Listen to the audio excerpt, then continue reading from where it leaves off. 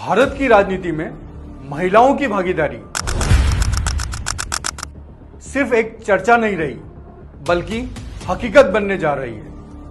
नमस्कार, मैं अनिल सक्सेना ललकार।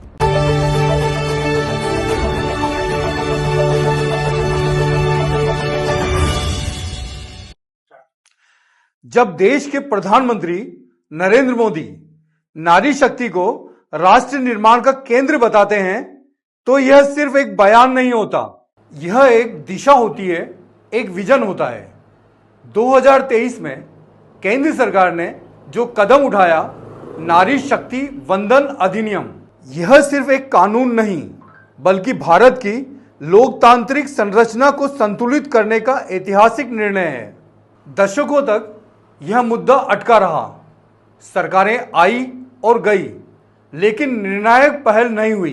पहली बार केंद्र सरकार ने इसे संसद में लाकर पास कराया और यह साफ संदेश दिया कि अब नारी शक्ति सिर्फ नारा नहीं, नीति का हिस्सा है।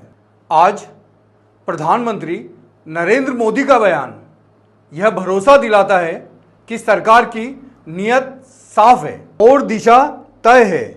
हाँ, यह भी सच है कि इस कानून को लागू करने के लिए जनगणना और परिसीमन जैसी संवैधानिक प्रक्रियाएं जरूरी है। लेकिन क्या इसका मतलब यह है कि सरकार पीछे हट रही है?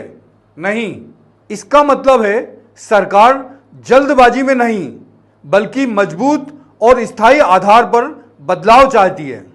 क्योंकि जब यह कानून लागू होगा तो सिर्फ सीटें ही नहीं बदलेगी बल्कि भारत की राजनीति में महिलाओं की भागीदारी एक नए युग की शुरुआत करेगी।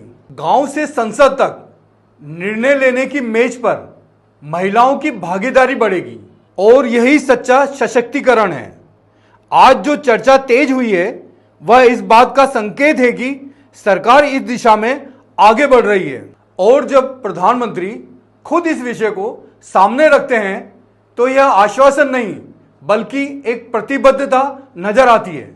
यह आरोप नहीं, यह तथ्य है कि प्रक्रिया जारी है और सरकार इसे संवैधानिक तरीके से आगे बढ़ा रही है। अब देश को भरोसा रखना होगा क्योंकि बदलाव की नींव रखी जा चुकी है। ललकार पूछता है, क्या भारत अब उस दौर में प्रवेश करने जा रहा है जहां नारी शक्ति सिर्फ सम्मान नहीं, सत्ता की साझेदार बनेगी?